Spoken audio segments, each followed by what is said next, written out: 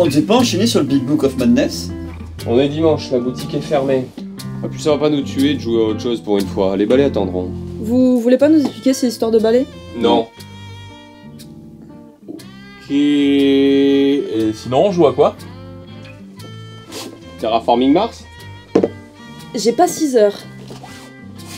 Fallout? C'est pas un jeu vidéo? Si, mais j'ai pas toute la nuit non plus. Ah.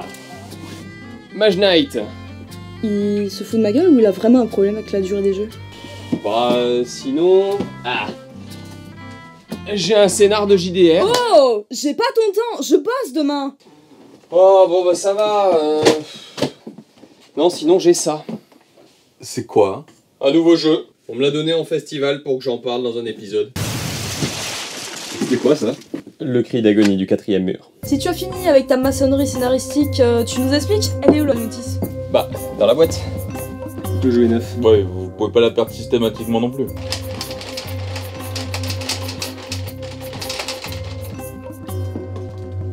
Prenez 10 dans chacun.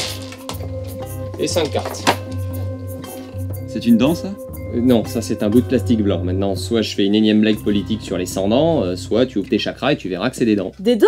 Mais pourquoi des dents? C'est quoi ce jeu?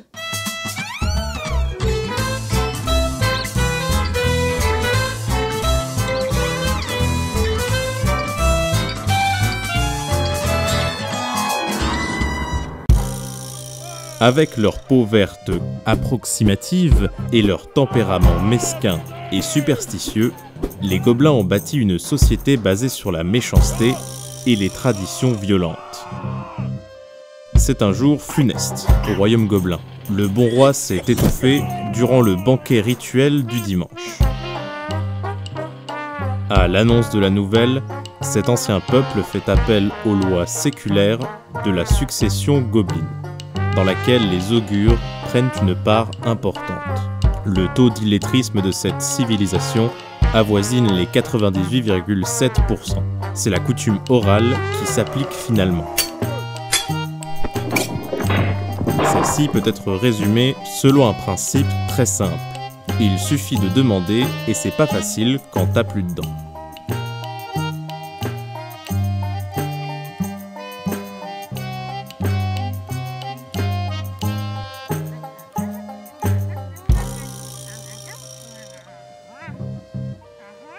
Corollaire intéressant, la couronne est dévolue au dernier gobelin possédant des dents.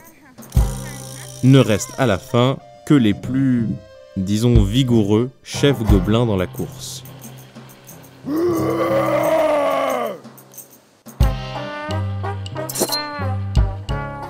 Le but du jeu, c'est d'être le dernier gobelin auquel il reste des dents. Vous allez donc constituer une armée pour foutre sur la gueule aux autres gobelins. Encore un jeu subtil qui entretient les liens d'amitié. Il y a plusieurs types de cartes. Les rouges, ce sont les guerriers. Ils font perdre une dent aux joueurs ciblés. Les cartes bleues, ce sont les chairs à canon. Chaque chair à canon bloque une attaque, et les 2 cartes sont défaussées. Les cartes violettes, ce sont les brutes. En gros, c'est comme des guerriers, sauf que ça fait perdre 2 dents au lieu d'une seule.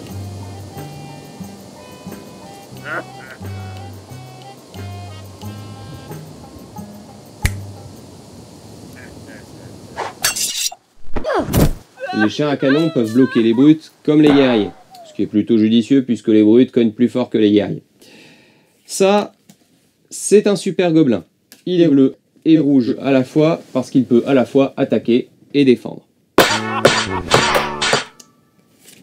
Les cartes éclairs sont des cartes action que vous pouvez jouer à n'importe quel moment, y compris pendant les tours adverses. Et enfin, les cartes blanches sont des cartes prestige qui symbolisent les notables de votre tribu. Vous pouvez en poser une par tour maximum et si vous arrivez à en cumuler 5, vous obtenez une victoire diplomatique et sans violence. Ça, sans violence! C'est une nouvelle journée de guerre pour la tribu.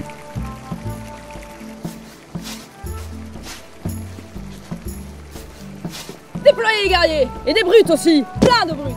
Bilgera semble déterminé à commander la tribu. Pardon madame, les augures ont parlé.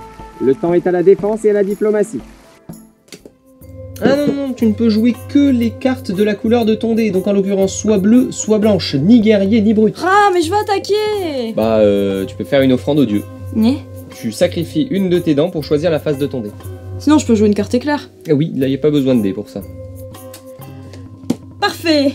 Bilgera n'apprécie pas la nouvelle de son chaman. Elle élabore une autre approche. Ah, je peux pas déployer mes brutes. Mais j'y peux rien, on a nourri les poulets sacrés, mais ils n'ont pas faim, c'est un signe. Ils n'ont pas faim. Non. Bon. Vous allez charger les poulets sacrés dans les catapultes et viser la rivière. Mais... Et les poulets sacrés. Ouais, je sais, ils n'ont pas faim. Voyons s'ils auront soif. Déployez les brutes! Voilà, maintenant tu peux attaquer. Tu choisis ta ou tes cibles et tu répartis tes troupes.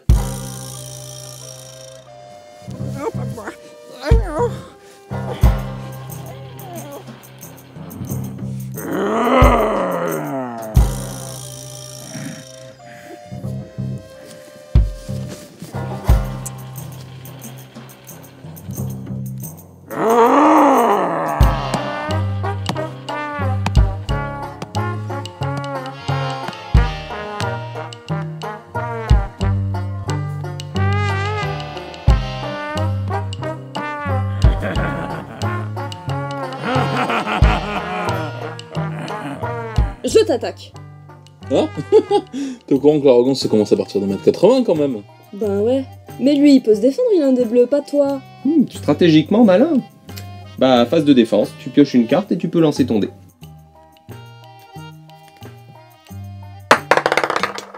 Déployez le chair à canon! Ah, non, désolé chef, les augures ont interdit qu'on se défende. Quoi? Mais on est deux!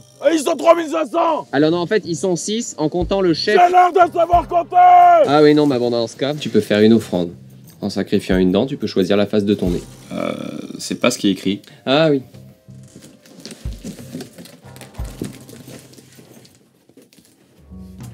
En fait, il y a un désaccord entre l'auteur et l'éditeur du jeu.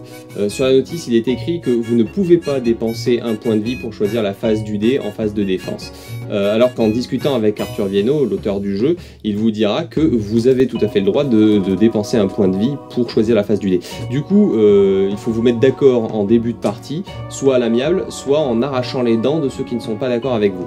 Cela dit, l'une de ces deux options risque de vous envoyer en prison.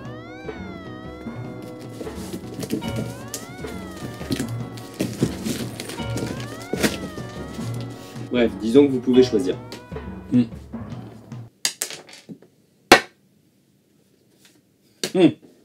Les échauffourées et les escarmouches se multiplient.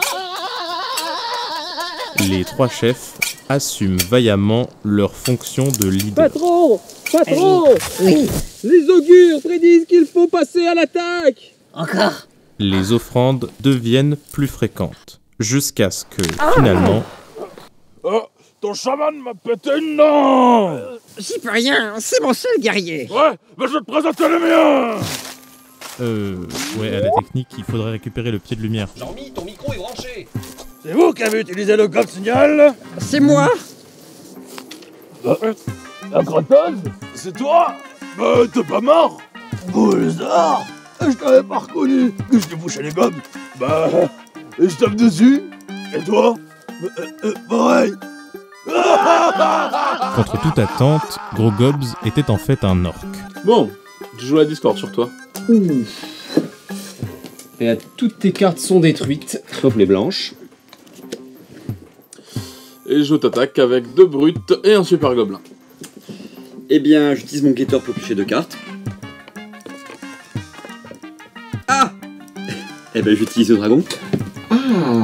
Dans la panique, Tarod Elatrap a libéré l'antique dragon protecteur de la tribu. Celui-ci semble avoir mal vécu la captivité et a brûlé la quasi-totalité du peuple gobelin.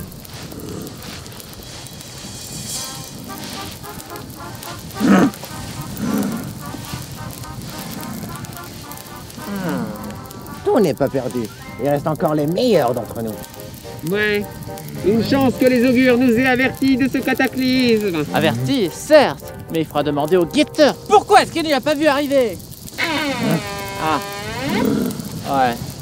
Et sinon, vous n'avez pas 5 minutes à m'accorder? Le penseur de la tribu, le philosophe, entendu pour la première fois depuis bien longtemps.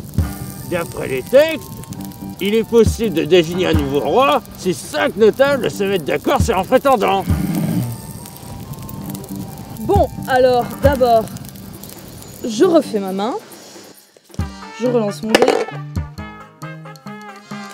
Je place mon philosophe et mes 2 brutes pour t'attaquer.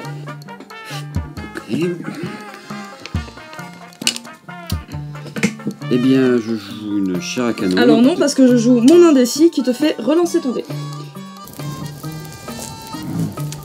J'ai recruté 2 brutes dans la tribu voisine et j'ai libéré d'autres trucs. Merci pour votre considération. Du coup, j'ai 4 notables. Si je te casse les dents, tu crois que je peux récupérer ton guetteur? À moi, des chairs à canon. Tiens, ne tape plus, j'ai plus de dents. Hein? Te fous pas de nous, t'en as encore plein de four. Ça, mais non, c'est le chaman, il m'a posé des couronnes. Hein? Toi aussi? Quoi?